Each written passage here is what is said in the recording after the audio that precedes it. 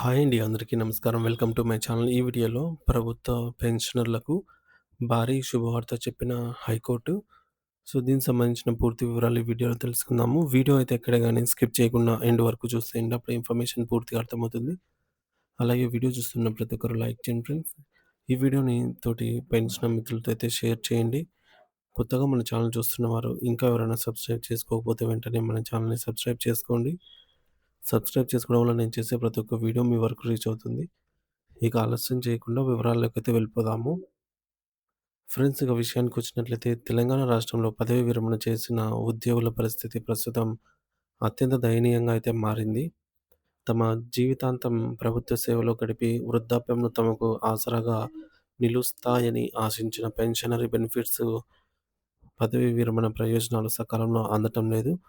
ఈ యొక్క ఆలస్యంపై విసిగిపోయిన బాధితులు న్యాయం కోసం తెలంగాణ హైకోర్టును ఆశ్రయించగా, ప్రస్తుతం ఈ అంశంపై దాదాపు 737 కేసులు విచారణలో అయితే ఉన్నాయి. ఇందులో అత్యంత ఆందోళనకరమైనటువంటి విషయం ఏమిటంటే, ఈ యొక్క 737 కేసులలో ఏకంగా 644 కేసులు కోర్టు ధిక్కార కేసులనమాట. కంటెంప్ట్ ఆఫ్ కోర్ట్‌గా నమోదయ్యాయి. అంటే గతంలోనే గౌరవ హైకోర్టు ఈ యొక్క పెన్షన్ డబ్బులను 6 వారాల నుండి 8 వారాల లోపు ఈ గడువులోగా చెల్లించాలని స్పష్టమైన ఆదేశాలు ఇచ్చినప్పటికీ, ప్రభుత్వం ఆ గడువును బేఖాతరు చేస్తూ నిధులు విడుదల చేయలేదు. కోర్టు ఆదేశాలను కూడా అమలు చేయకపోవడంతో పెన్షనర్లు మళ్ళీ న్యాయస్థానం మెట్లెక్కాల్సొచ్చింది. గత వాయిదా సమయంలో ప్రభుత్వం చూపిస్తున్న నిర్లక్ష్యంపై హైకోర్టు తీవ్ర ఆగ్రహం వ్యక్తం చేసింది. ఆర్థిక శాఖ కార్యదర్శి స్వయంగా కోర్టుకు హాజరై సమాధానం చెప్పాలని ఆదేశించింది. అయితే ఆ సమయంలో అసెంబ్లీ సమావేశాలు జరుగుతున్నాయని, ఆ కారణం చేత తాను కూడా హాజరు కాలేకపోతున్నానని అయితే ఆర్థిక శాఖ కార్యదర్శి కోర్టుకు విన్నవించుకున్నారు. కానీ కోర్టు ఈ సాకును అంగీకరించలేదు. "మీరు రాకపోతే కుదరదు.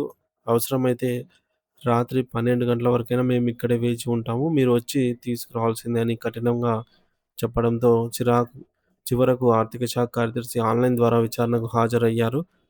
ఆ సమయంలో ఆయన కోర్టు ఆదేశిస్తే మేము పేమెంట్లు చేస్తామని పేర్కొనడం గమనార్హం. దీనిపై న్యాయమూర్తులు మరింత సీరియస్ అవుతూ, "మేము ప్రత్యేకంగా చెప్పడం ఏంటి? ఇప్పటికే కోర్టు ఉత్తర్వులు ఉన్నాయి కదా! వాటిని అమలు చేయడం మీకు ప్రాథమిక బాధ్యత కాదా?" అనైతే ప్రశ్నించడం జరిగింది కోర్టు. ఈ పరిణామాల నేపథ్యంలో కోర్టు ఒక కఠినమైన డెడ్‌లైన్ కూడా విధించి, కేవలం కోర్టులో కేసులు వేసిన 737 మందికి మాత్రమే కాకుండా, రాష్ట్ర వ్యాప్తంగా ఉన్నటువంటి పెన్షన్ ప్రయోజనాల కోసం ఎదురు చూస్తున్న పెండింగ్ బాధితులందరికీ కూడా సెటిల్‌మెంట్‌లు 9 ఏప్రిల్ 2026 నాటికి పూర్తి చేయాలని ఆదేశించింది. ఒకవేళ ఆ గడువులోపు సమస్య పరిష్కారం కాకపోతే ఆర్థిక శాఖ కార్యదర్శి స్వయంగా కోర్టుకు హాజరై జవాబుదారీతనం వహించాల్సి ఉంటుంది అని కూడా హెచ్చరించింది. అయితే ఇటీవల జరిగిన విచారణలో ప్రభుత్వ తరపు న్యాయవాదులు ఒక వింత వాదనను తెరపైకి తెచ్చారు. కేసులు వేసిన వారిలో చాలామంది లాయర్‌లు హాజరు కావటం లేదని, మేము పేమెంట్‌లు చేశామో లేదో వెరిఫై చేసుకోవడానికి అప్లికెంట్ తరపు లాయర్‌లు ఉండాలి కదా! అని వాదించారు. దీనికి ప్రతిస్పందనగా పెన్షనర్ల తరపు న్యాయవాదులు వాస్తవ పరిస్థితిని వివరించారు. ఈ యొక్క 737 పిటిషన్‌లలో ఒక్కో కేసులో 20-30 మంది బాధితులు కలిసి ఉండటం వల్ల దాదాపు 44,000 మందికి పైగా పెన్షనర్లు తమ బకాయిల కోసం ఎదురు చూస్తూ ఉన్నారు. ప్రభుత్వం చెప్తున్నట్టు అందరికీ పేమెంట్‌లు జరగలేదని, కేవలం 221 మందికి కేసులలో మాత్రమే అతి తక్కువ మొత్తంలో పాక్షికంగా నగదు జమ చేశారని కోర్టుకైతే తెలిపారు. మరి దీనిపై హైకోర్టు స్పందిస్తూ అరాకొరగా ఇచ్చే పేమెంట్‌లను మేము పూర్తి స్థాయిగా చెల్లింపులుగా పరిగణించబోము అని కోర్టు పెన్షనర్లకు ఏదైతే రావాల్సిందో మొత్తం సొమ్మును ఒకేసారి అందించాలని స్పష్టం చేసింది.